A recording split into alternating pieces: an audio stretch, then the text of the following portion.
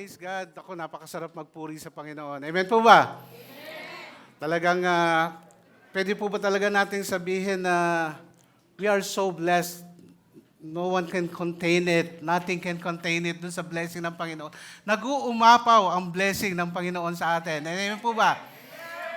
Talagang, alam niyo mga kapatid, talagang every Saturday, alam ko, excited ang bawat isa dito na magkaroon tayo ng fellowship. Amen po? Kasi baka mamaya, meron po ba ditong napilitan lang na pumunta dito?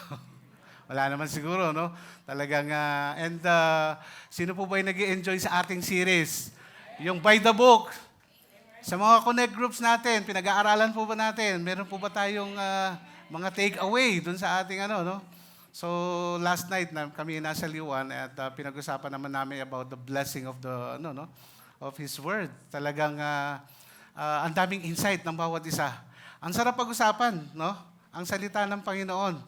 Especially, yung salita ng Lord ay talagang tumatatak sa ating puso. At the same time, yung salita ng Panginoon, talagang naipapamuhay natin sa ating pong personal na pamumuhay. Amen po? Kasi mahirap magbasa ng Bible kung babasahin lang natin. Alam niyo, may times talaga pag nagbasa ka ng Bible, di mo maintindihan eh. Amen po? Kaya ang pagbabasa ng Bible, hindi lang daw, minsan kasi yung iba, pag nagbasa ng Bible, kung ano lang yung book na mabuksan, yun na. Ano kaya yung revelation ng Lord sa akin dito sa book na to? Ganun na yan. So, medyo inaano po ang pagbabasa ng Bible, nilalagay sa tamang proseso. Amen po ba? At lagi nating, gaya ng nabanggit natin before, yung unang natin, sa passion for His Word, how are we going to have passion sa salita ng Panginoon? Of course, yung ating pong obedience sa ating pong Panginoon, and that leads to passion. Amen po ba? At ganoon din, yung blessing from His Word, yung blessing nanggagaling po sa salita ng Panginoon. No? Sa ating lahat, alam ko, pagka meron tayong mga pagsubok sa buhay, once we read, or once there is a revelation from the book, from the Word of God, ito yung nagbibigay sa atin ng hope, ng peace sa ating mga puso. Amen po? Kaya yung iba talagang, pagka may pagsubok, kayang-kaya yan kasama ng Panginoong Hesukristo. Amen po? Amen. Palakpakan po natin ang Panginoon. Praise God. Sabihin mo nga sa iyong katabi, bless ako, kasama kita rito ngayon. Amen. Me too. Kami din po. We are so blessed. Nakasama namin kayo lahat na naririto ngayon. And for those, yung mga nasa bahay, alam ko talagang they are watching or yung ating pong service, samahan niyo po kami na talagang pag-aralan natin itong ating third talk sa ating By the Book. Ito po ay pinamagatang the source of the Word. Yan. Ano po ba? Sino po ba? Saan ba nanggaling itong salita ng Diyos? Sino po ba yung mga tao na ginamit ng Panginoon para talagang mabigyan ng emphasis itong kanyang salita? Amen po ba? So, ayan. Sa atin po dito, mga kapatid, sa unang let us recap, let us review. Ano ba yung by the book? Pag sinabi mong by the book, kasi lagi natin sinasabi ito sa ating start ng ating talk. Kasi para ma-remind tayo, ano ba yung by the book? Bakit ba natin pinag-aaralan to? By the book is an idiom meaning. Sabihin, to do something by following the set rules and guidelines and carry something out using typical accepted method. So, ibig sabihin, ito yung sinample natin last, even sinample din ni Pastor Bam about guidelines natin para sa ating paglakad sa ating buhay. And even, I did one sample na sinample natin to doon sa pag-construct ng bahay, na pagka walang specification, if there's anything happen doon sa bahay, doon sa bumagsak o gumuho na bahay, ibig sabihin, hindi siya nag-conform doon sa sets of standards. So, sa same thing sa atin, yung sa set of standards na ito, kung sa atin, hindi natin susundin at medyo nagkaloko-loko yung buhay natin, huwag natin sisihin yung animan kasi ang dapat natin sisihin, yung binigay sa atin na, kumbaga, hindi natin sinunod yung set of standards na binigay sa atin ng Lord. By the way, mamaya pag-usapan natin about ano ba yung ano na to? Bakit ba tayo binigyan ng ganitong set of standards ng Panginoon? Remember, God loves us so much. Mahal na mahal tayo ng Panginoon at ayaw niya tayong mapariwara. Ano yung salita na yun? Ano ba? Tagalog ba yun? Yung mapariwara. Pag napariwara ka, pag ibig sabihin, nalagay ka sa hindi magandang kalagayan. Amen. So, again, understanding the blessings, the Bible brings us how are we going to live, bakit ba natin kailangan to, bakit essential itong buhay na, itong binabasa natin to sa buhay natin. At sa tatlong topic, sa tatlong ano na to, dapat ma-establish natin yung authority nitong Bible sa buhay natin. Amen? Dapat maano natin, ano ba yung authority nitong Bible na to? At bakit ito kapani-paniwala? Bakit kailangan nating paniwalaan to? Pero sabi nga, it is compiled by man and it is written by man. Kumbaga, sinulat lang ito ng tao, pero for sure, sa atin, bilang mananampalataya, that this is the very Word of God. Amen po ba? Yung Bible. Amen. Hallelujah. So, ang ano po natin dito, sabi nga din, isa pang ano natin, ang Bible daw po ay collection of books. Yan.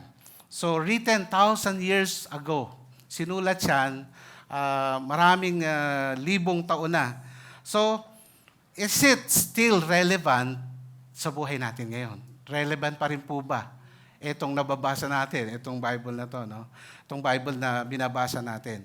And ito po ay isinulat lamang ng tao, gaya ni Moses, ni John, ni Paul, at ni Peter. So isipin natin yon, sinulat po ito po yung mga taong nagsulat nito. And what is their authority? Para sabihin nila sa atin na ito yung dapat natin gawin. Amen? So ito yung dapat isipin natin. Bakit ba kailangan sundin? Bakit ba kailangan sundin itong ano na to? No? Ano ba yung dapat namin, kumbaga, gawin namin na authority nitong mga tao na to na sundin namin itong bagay na ito. Amen? So, ang tanong doon, can we really trust the Bible? Tanong natin sa isip natin, dapat pa talaga naming paniwalaan itong Bible. So sabi doon, the Bible has extraordinary claims about the Word of God. However, sabi po ni Carl Sagan, ito yung isang extraordinary claims requires extraordinary evidence. So kailangan may mga evidences na dapat ipakita that the Bible, yung pinapatutuhanan mo ay totoo. Amen? Hallelujah. So bago tayo magpatuloy, po muna yung manalangin. Hallelujah, Father God. We praise you, O Lord. We glorify your name. Lord, once again, we thank you for this wonderful night, O Lord God. Salamat po, Panginoon, sa pagkakataon na muli, Lord, kami po ay magkasama-sama sa lugar na ito, Lord God, to fellowship with you, Lord, the same things sa aming po mga kapatid, Lord God. Lord, salamat sa pagkakataon. Muli po, kami po ay makapag-aral din ng iyong salita. Maging sa aming mga inawit, O Lord God, dalangin namin na ikaw po ay nalugod. Truly, Lord God, nag-uumapaw po ang aming kagalakan. Even, Lord God, yung aming po yung mga blessings, Lord, na pinagkakaloob mo sa amin, Lord, hindi po namin, wala pong mapagsidlan, Lord, ang aming kagalakan dahil alam namin, Lord, every time, every day, Lord God, na kasama ka namin, Lord, sa aming pong buhay, sa aming paglakad, sa pang-araw-araw namin buhay. Lord, continue to be with us tonight, O Lord God. Ikaw po yung magturo sa amin, O Lord God, at ikaw, Lord, ang magpaunawa sa amin through your words, O Lord God. Ano yung nais naming maunawaan, Lord? Your revelation to us, O Lord God, through your words, O Lord God. At papaano namin may apply ito, Lord, yung mga salita mo sa aming pong personal na pamumuhay. Lord, maraming salamat po. May your name, Lord God, once again be praised in this place, O Lord. Ikaw ang maitaas, O Lord God. Ikaw ang mabigyan ng kaluwalhatian sa aming pong kalagitnaan. Father, we thank you once again. We continue to give you praise and glory. In Jesus' name, amen and amen. Palakpakan po natin ang Panginoon. Ayan. So let us start yung ating pong pag-usapan is about dun sa ating text. Ang ating text for tonight ay manggagaling po sa 2 Peter, ayan, chapter 1, verse 16 to 21.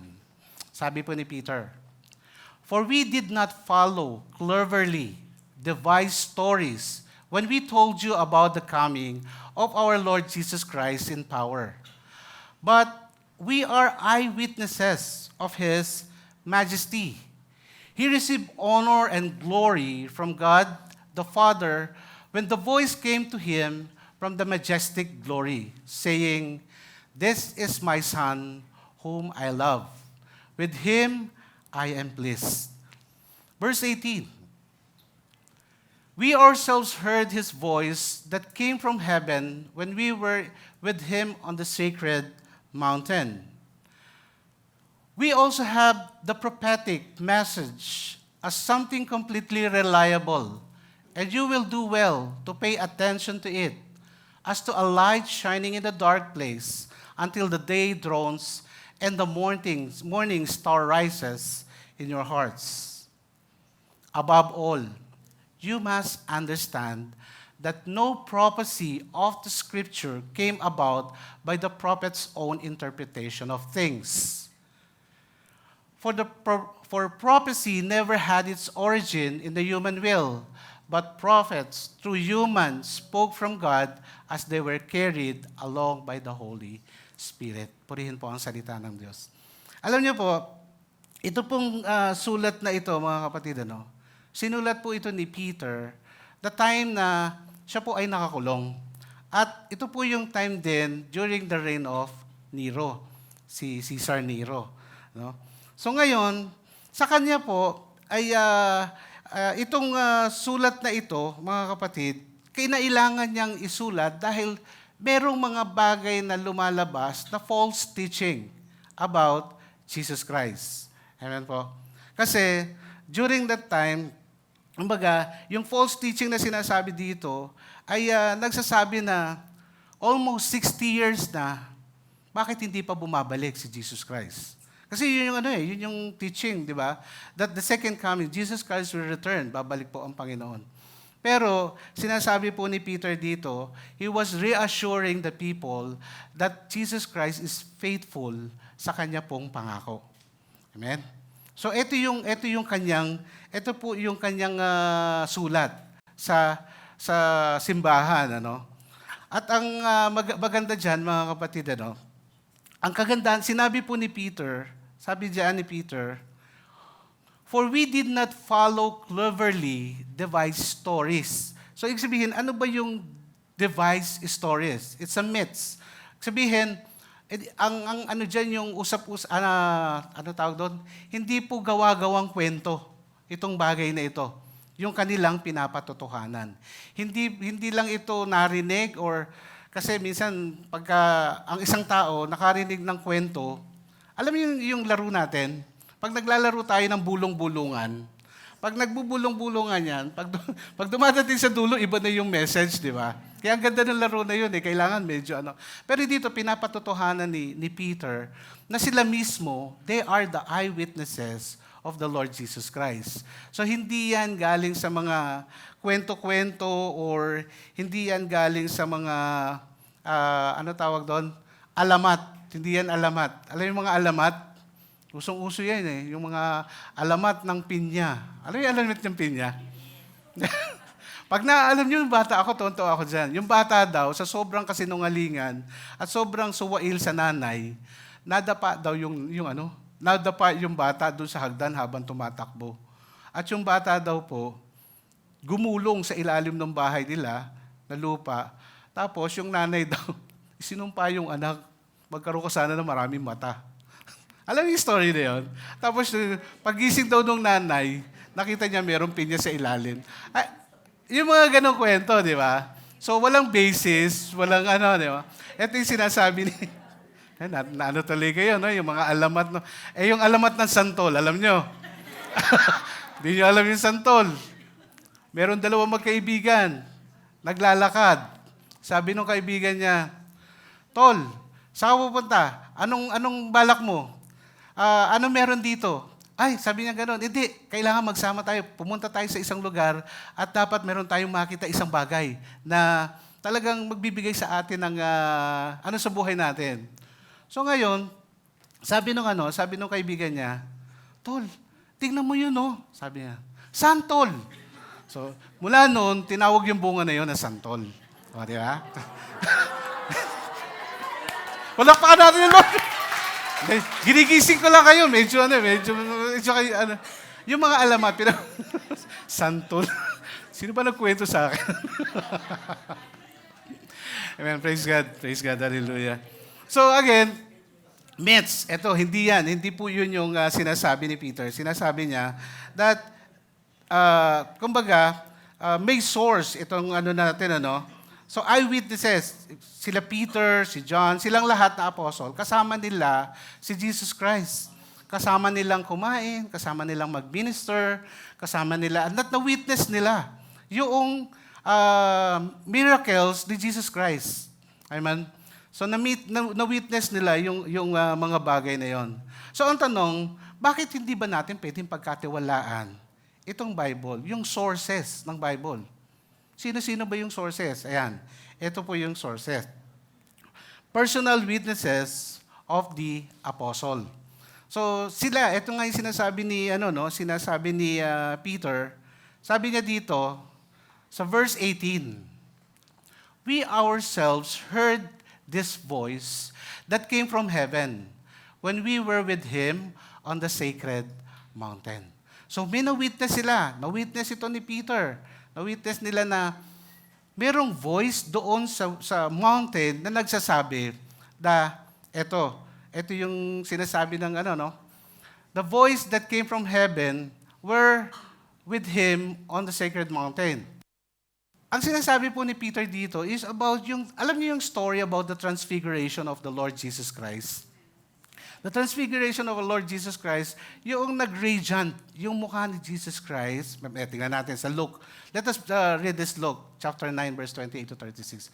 About 8 days, sabi diyan, after Jesus said this, tandaan po natin, yung sinasabi na yan, about 8 days after Jesus said this, sinasabi ni Jesus dito kasi 8 days prior, sinabi ni Jesus Christ, ni-reveal ni Jesus Christ yung kanyang pagkamatay. Sa mamamatay si Jesus Christ na, siya po ay dadakpin, ni-reveal niya, at dito rin po, sinabi ng Panginoong Hesukristo, diyan nakapaloob dun sa sa text na yan, na kung ako ay ikinahiya mo, ikakahiya din kita sa harap ng aking Ama. Tandaan po natin yan. At ito yung sinasabi niyan. After 8 days, Jesus said this, He took Peter, John, and James. Kinuha niya, tinawag niya si Peter, si John, si James. With him went up into the mountain to pray. So nanalangin sila. Sabi doon, as he was praying, the appearance of his face changed and his clothes became as bright, as flash as lightning. So nabago yung itsura ni Jesus, talagang nagliliwanag.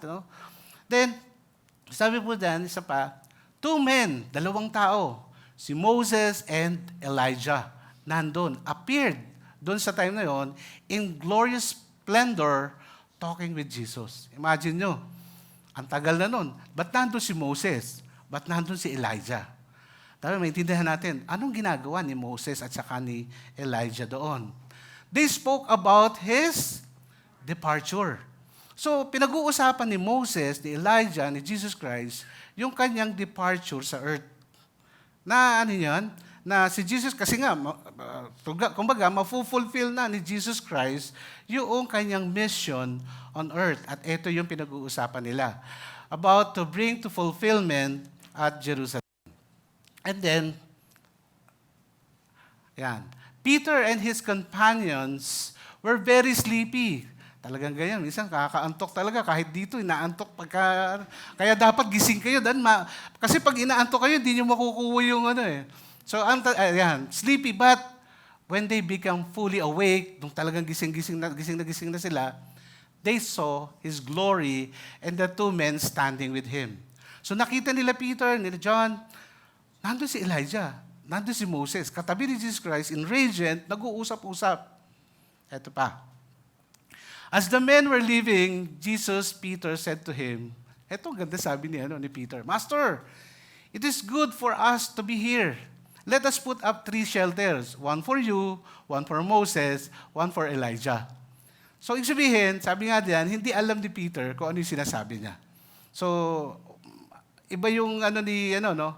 At ito yung nangyari dyan. While he was speaking, nung nagsasalita si Peter about that, cloud appeared and covered them, and they were afraid as they entered the clouds. Tinabunan sila ng clouds. So, sabihin, parang dito, pagka fog, yung fog, pag hindi mo na makita yung katabi mo.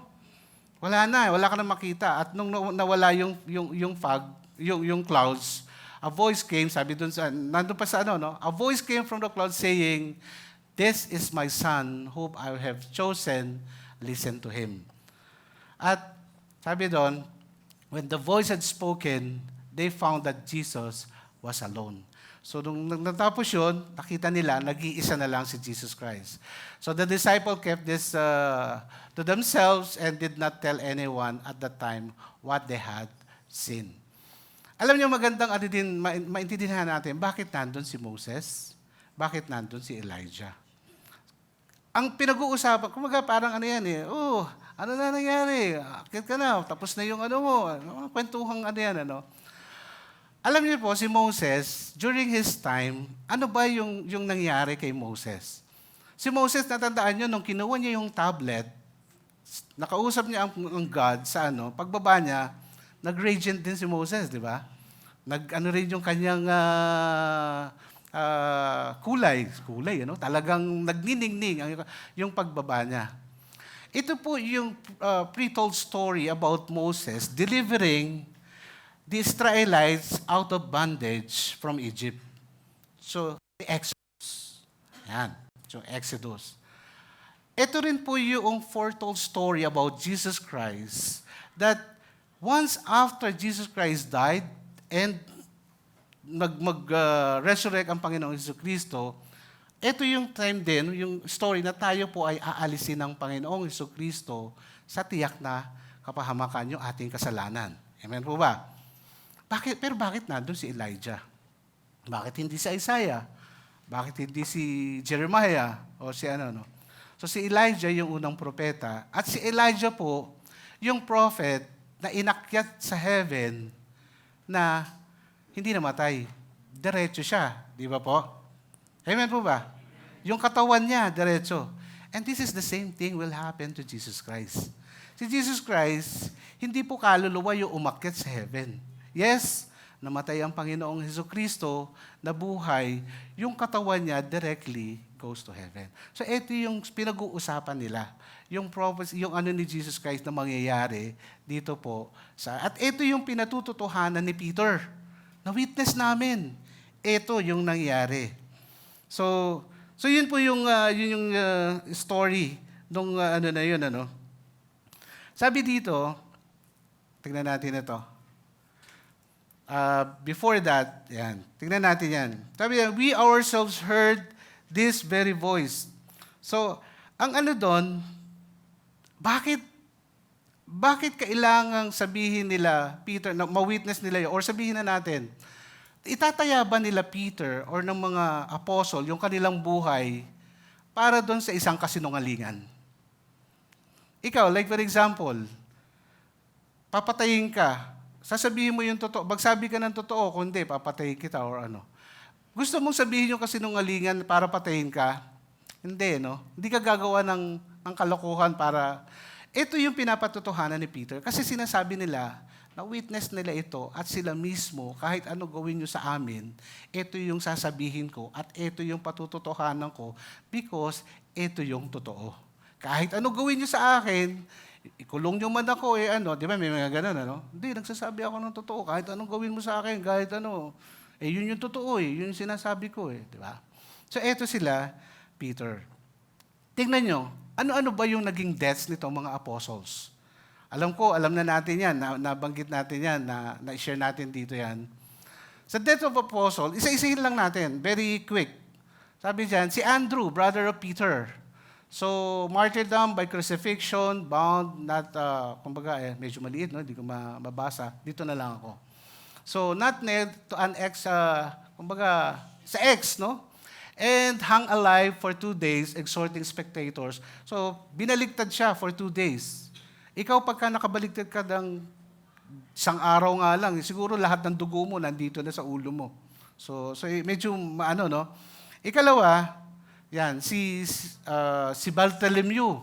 Ito po yung binilatan ng buhay. Ayan. Si Bartholomew, martyred by seeking skinned alive, and crucified head downward. Ganun din. So, yun yung nangyari sa kanya. The most traveled of the disciples after Jesus' death preached the gospel to Mesopotamia sa Iraq, Persia, Iran, and Arabia and India. So, siya yung nag-lead dyan sa mga lugar na yan. Si Bartholomew. Ito pa isa. Si James the Greater, anak ni Zebedee. Yan, yung kapatid ni John, sabi, beheaded or stabbed with sword by Herod Agrippa around 44 AD. So, he's accused, was converted by James. So, ayun, no? So, pinugutan siya ng ulo. Ito yung mga, mga nangyari sa mga apostles. James the Less, son of Alphaeus. So, siya yung first bishop of Jerusalem, martyred in his early days by being thrown from a pinnacle of the temple at Jerusalem, then stoned and head bashed with the club. Kanina pinag-usapan namin ni Casey, sabi niya, Daddy, bakit ano yung bit-bit ni James the Lesser? Yan po yung club. Yan po yung ipinalo sa kanya, sa ulo niya. Yan. Naalala ko kasi nung nandun kami nandun ako sa Lebanon. Yung ng Lebanon, yung tawag dito, kanilang, ano tawag doon? Pag pumupunta ka sa isang lugar, yung museum. Yun, museum. Nandun po ako sa museum. Lahat ng iba-ibang klase ng club nandun. Kaya sabi ko kay Casey, Nak, may picture ako niyan, ang ganda. Pinakita ko sa kanya. Meron ding club na, alam niyo, may mga tusok-tusok pa, may mga bakal, may ano. At yan po yung ipinalo sa kanya sa ulo niya that time. So medyo maano din yung kanyang pagkamatay. Next is si John. Ito si John kasi, the only apostle who did not meet the martyr's death. Siya lang talaga yung namatay normally. So, pero pinaalis siya ng Roman Emperor. Siya yung huling sumulat ng yung Revelation, at namuhay siya for about 100 years. So, ito si John. Si John lang yung... And next is si Jude. Si Jude Thaddeus. Martyred by being beaten with a club. Ganun din. Pinagpapalo siya ng club. At crucified 72 AD at the city of Edessa, Turkey, while on a missionary trip that went to Persia. So habang nandun siya sa kanyang missionary, ganun din yung kanyang ikinamatay. Si Matthew, ano ba yung kinamatay? Yung tax collector. Ito yung pag nanonood tayo, di ba? So, writer of gospel ministered in Persia and Ethiopia, some of the oldest reports says he was not martyred, while others says he was stabbed to death in Ethiopia. So, pinagsasaksak siya sa Ethiopia. At si Philip said to have been tortured. Yan. Impaled by iron hooks in his ankle. So, hinang siya sa paa niya, upside down. So, he's the one preaching to that 54 AD in Heliopolis, Egypt. So, yan yung kanyang mga sa province, Asia near Ephesus. Ito pa isa. Si Simon the Zealot. Alam niyo si Simon the Zealot? Yan. Called because he was associated with that sect. Sila yung mga gustong magpabagsak nung Roman di ba? Roman Empire. Gumagawa sila ng kumbaga sa atin hook balahap o yung mga tawag doon? Yung mga NPA. Ganun sila. Gusto nila, ayaw nila sa government. Yan. Pero nung na-meet niya si Jesus Christ, ibang way pala. So yan si Simon the Zealot. So anong ginawa sa kanya? Thought to have ministered mostly in Jordan, martyred by crucifixion for AD, and then sown in half. Kinalagari siya nilagari yung kanyang katawan, pinutol siya. So, hindi natin alam kung pag ganun o pag ganun. Parang pag ganun. So, next, sino pa yung, si Thomas the doubter. He was probably the most active in area east of Syria. Tradition has him preaching as far as India. Ano yung kinamatay? They claim that he died. There were pierced through with the spears. So, pinagsasaksak siya ng mga soldiers. So, ng sibat, pinagsisibat siya. Ayan. Then si Matthias was stoned and beheaded in Jerusalem. Matthias. Si Paul, alam naman natin, kilala niyo si Paul, di ba? So, siya yung, wrote half of the New Testament, beheaded, pinutulan siya ng ulo sa Rome. Yan, si Nero pa rin yung nag-reign yan. At huling-huli, ito yung nagkukwento, si Peter. Siya yung nagpapatotoo, no? Ano yung kinamatay ni Peter? Peter, martyred by crucifixion at Rome by Nero, crucified around 68 AD, upside down at his request because he did not consider himself worthy, the same as Jesus Christ, yung crucifixion ni Jesus Christ. Ito yung kanilang mga pagkamatay. Sa tingin nyo, biro ba yon? Na pinapatutunan, ang lang naman sa kanila wag mong i-preach. Wag mong si Jesus Christ. Yun lang naman ang pinapagawa sa kanila during the time of Nero or ano. Hindi totoo yan. Wag mong anihin yan. Pero hindi eh. Bakit kailangan nilang patotohanan yun? Kasi yun yung totoo. At na-witness nila yung mga bagay na yun. Amen po ba? Hallelujah. Purihin po ang Panginoon. Sabi sa 2 Peter, ito pa yung sabi niya, we also have prophetic message as something completely reliable. And you will do well to pay attention to it. So, as it is light shining in the dark place until the day dawns and morning stars rises in your hearts. So, ibig sabihin, mga kapatid, itong, yung fulfillment nitong prophecy na ito, na sinasabi,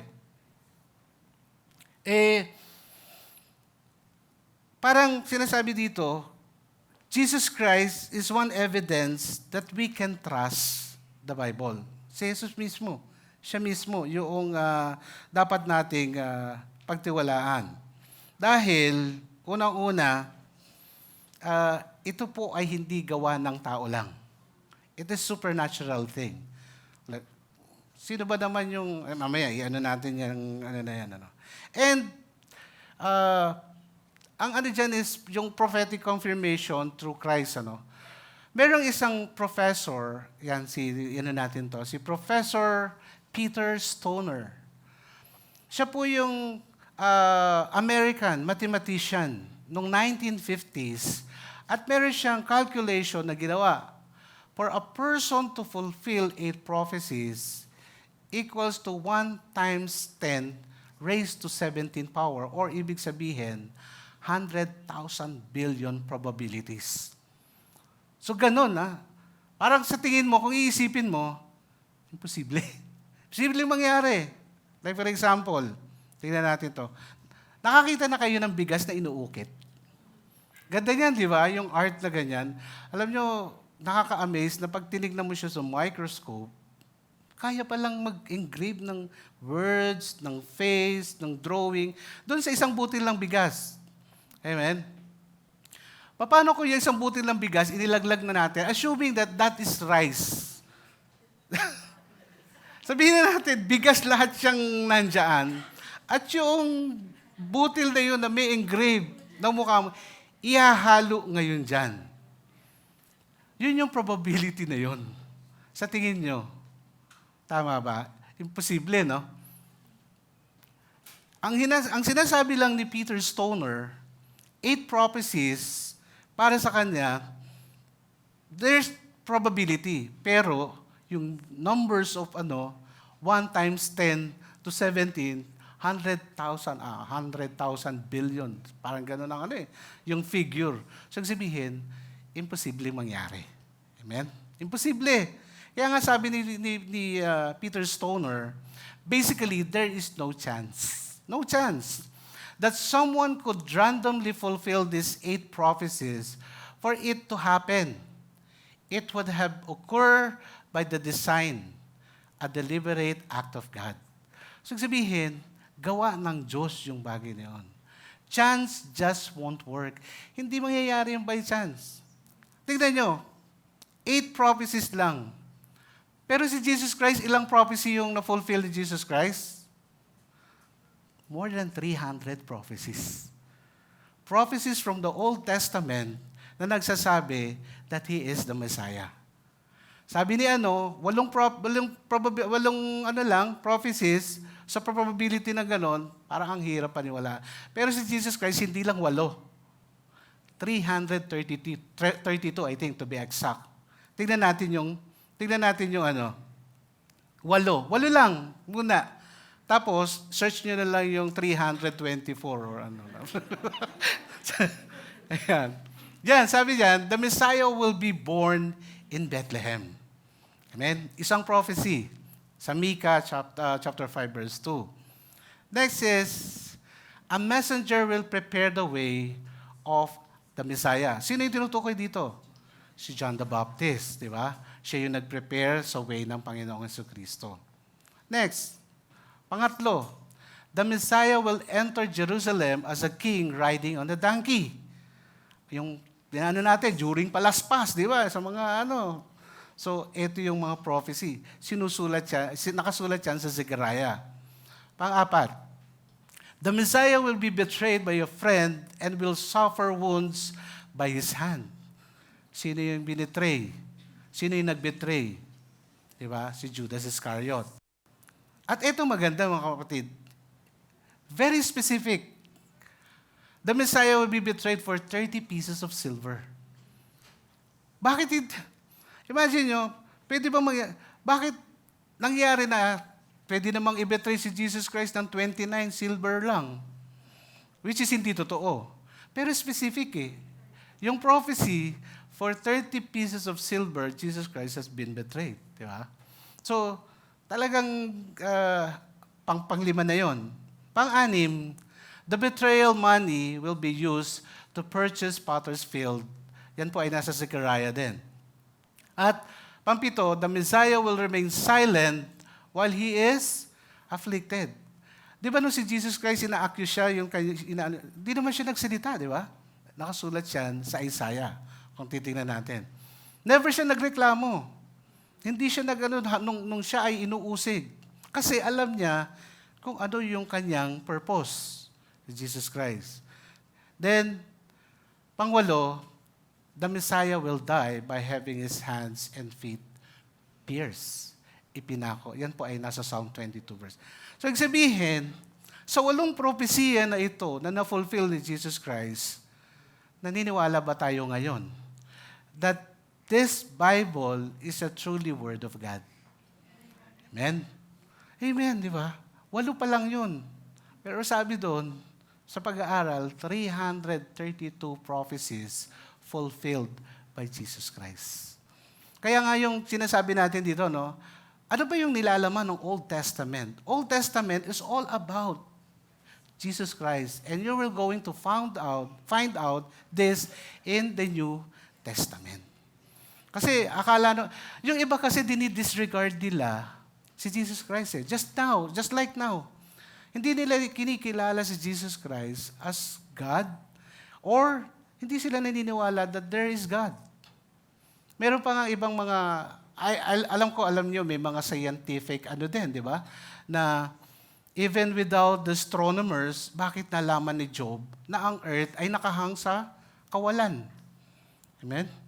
Bakit nalaman ni Job yun? Wala pang pumupunta at wala pang lumalabas sa kalawakan. Pero naisulat na sa Bible, yung ganong di ba?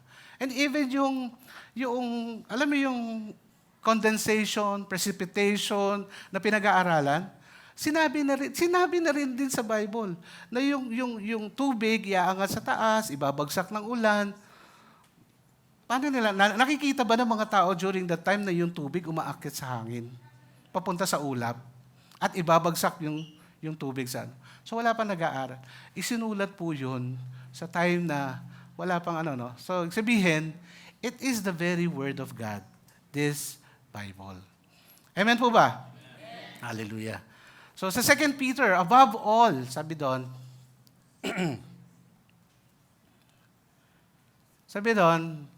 you must understand that no prophecy of Scripture came about by the prophet's own interpretation of things. Hindi daw talaga nanggaling yan sa interpretasyon lang ng tao o ng kung sino mga sumulat. For the prophecy never had its origin in human will, but prophets, though humans, spoke from God as they were carried along by the Holy Spirit. Ano ba yung Ano ba yung ano, no? Ano ba yung sinasabi dyan na carried along by the Holy Spirit? Kasi, pag sinabi mong carried along, isang sample is yung, like for example, magsisail ka ng boat. Kung saan ka dali ng hangin, yun yung ibig sabihin nun. Yung carried along na sinasabi, ano? And, kung merong idea sa isang tao, like for example, ang tao meron siyang isang idea na tingin natin, ano lang niya, sarili niyang opinion, dapat ba nating pagtiwalaan yung ganong ano? Kasi sa atin, di ba, sabi nga, hindi tayo naniniwala sa opinion. We are always looking for the facts. Amen po ba? Ang tao ganyan eh. Dapat laging merong ebidensya na ipapakita ka, no?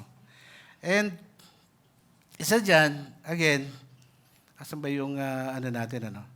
Ito, prophetic confirmation through Christ. Hindi, tapos na tayo dyan. Divine authorship na tayo, mga kapatid. So, divine authorship by the Holy Spirit. The Bible has extraordinary claims, sabi nga dyan, ano? About itself. Yung Bible, may kiniklaim siya. Claim niya that yung Bible was really a Word of God. Author niyan, Diyos. Pero ang tanong, sino magsasabi na talagang author ba ito ng Diyos? Kung hindi naman i-claim ng Bible yon, pwede naman sabihin ng mga skeptics, ay saan nakasulat sa Bible na yan ay authored by God? Amen? So sa madalit salita, kung ang tao naniniwala sa Bible o hindi naniniwala, kung hindi man siya naniniwala sa Kanya, kahit sabihin mong totoo, hindi niya paniniwalaan. Amen. Nasa Kanya yun eh. How are you going to believe that this Bible is true? Amen? Kasi may mga may mga like for example, alam niyo yung minsan natanggap mo na yung salita, pero ibig sabihin, iaano mo pa na, kaya nga sabi sa sa Ephesians, yung ating full armor of God, lagi natin isuot yung helmet of salvation.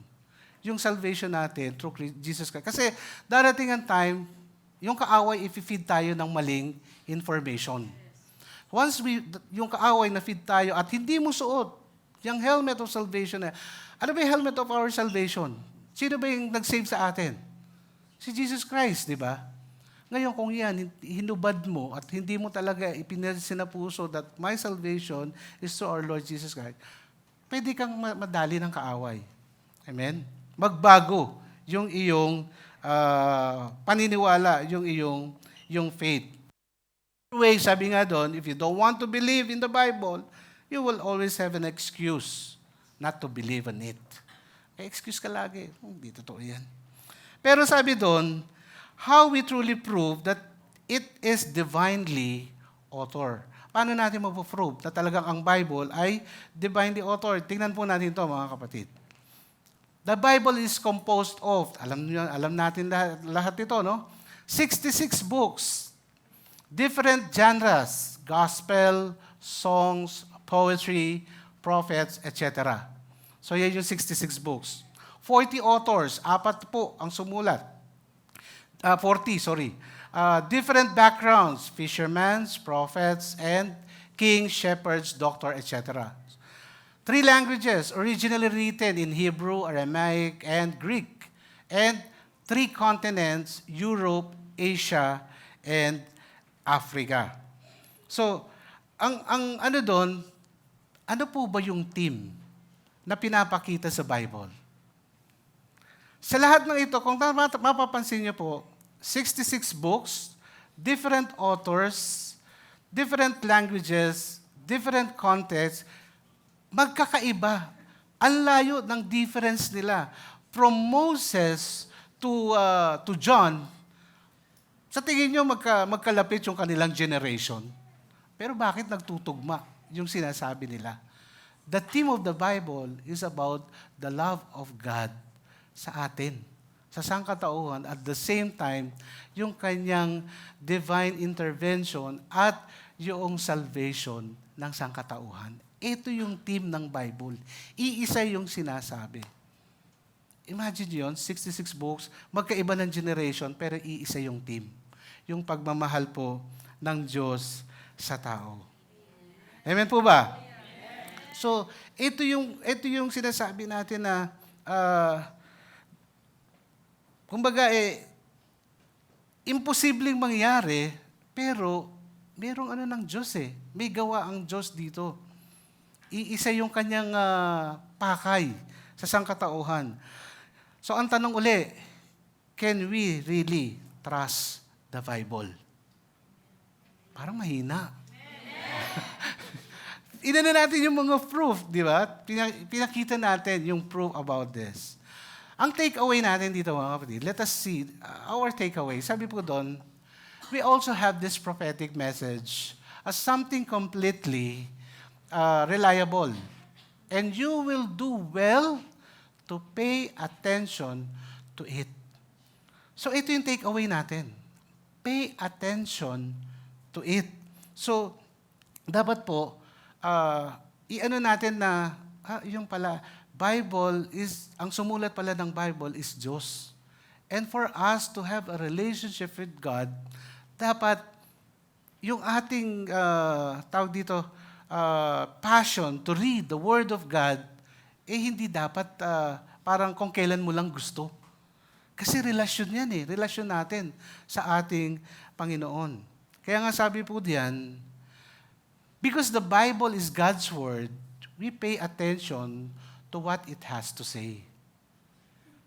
Salita to ng Diyos Dapat pay attention tayo kung ano yung sinasabi ng Diyos sa kanyang salita. Amen po ba? Amen.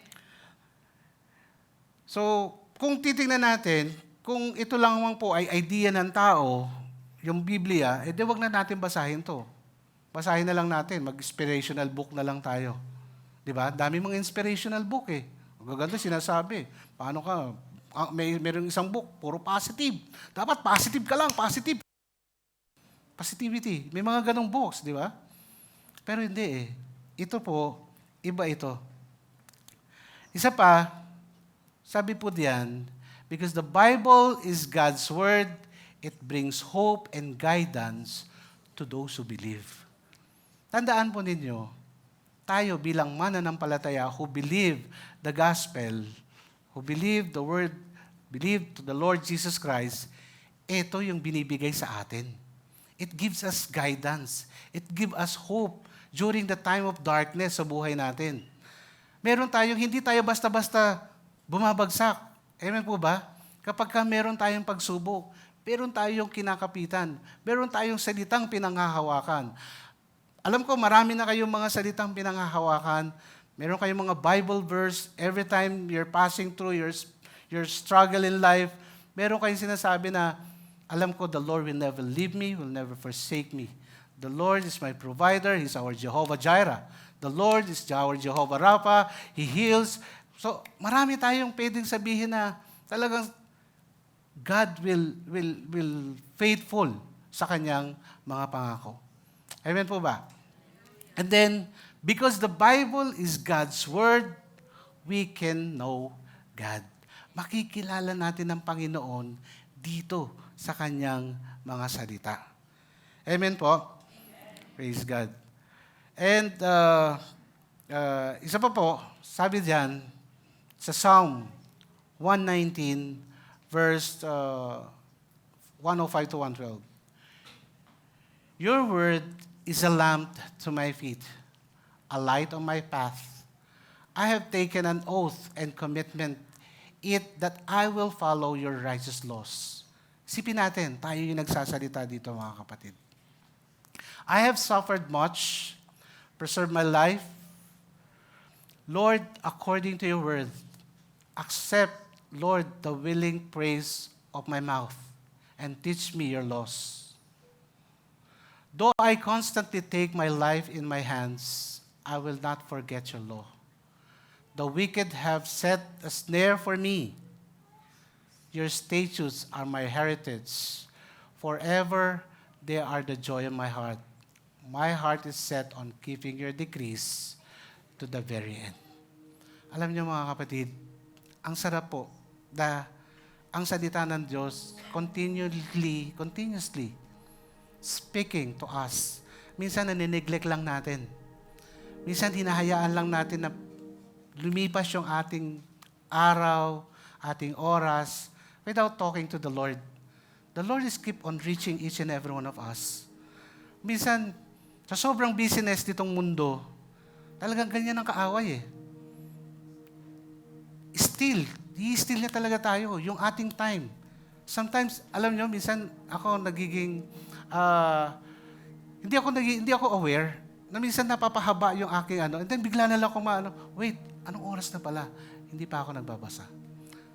But, alam nyo, God is so faithful, God is so merciful. Hindi ka niya hahayaan malagay dun sa ganong sitwasyon. The only thing you need to do is just to have a relationship sa Panginoon. Think of it, na ang Bible ay talagang, ito po, not contained the Word of God. The Bible is God, the Word is God itself. Siya mismo yon. Yung nagsasalita sa iyo, hindi yung salita. Kung sino yung nagsasalita sa Bible, yun mismo ang ating Panginoong Jesucristo. Yun mismo ang ating Diyos.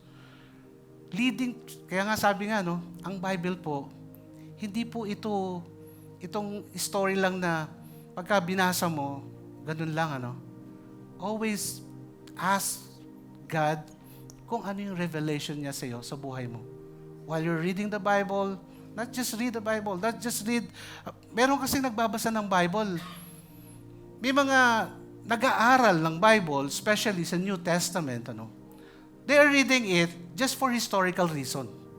Kasi yung facts at saka yung katotohanan, nasa Bible totoo yung nandun But, yung effect sa kanila wala. Pero sa atin, bilang mananampalataya, at naniniwala that that very Word of God is true, alam natin na itong Bible na ito ay kinakausap ako. Amen? Itong Bible na ito ang nagbibigay sa akin ng hope, ng peace in times of my trials and testing in life. Amen po ba? Purihin po, Panginoon. Tayo po manalangin. Hallelujah, Lord. Lord, we praise you, Father God. We thank you, Lord Jesus, for this wonderful night. O Lord God, salamat po, O Diyos. Dahil tunay, O Lord God, na buhay ang iyong mga salita.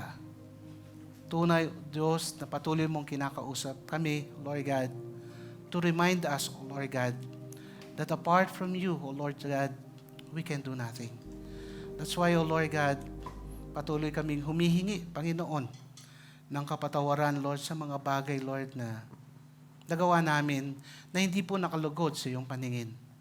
Lord, sometimes we neglect talking to you, O Lord God. We neglect, O Lord God, because yung kaaway, patuloy, Lord, na kami po ay dinideceive. Lord, forgive us, O Lord God. Be with us, O Lord God. And we know, Lord, na hindi mo kami iiwan at hindi mo kami pababayaan. Lord, patuloy ka pong mangusap sa buhay namin, Panginoon. We know, Lord, na patuloy na ikaw po ang nagbibigay sa amin ng wisdom, O Lord God. Patuloy na nagbibigay sa amin, nag-lead sa amin to the path of righteousness, O Lord God. And we thank you, Lord.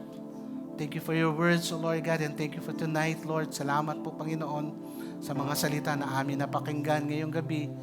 Truly, Lord, hindi biro po yung patotoo ng mga disciples and the apostles.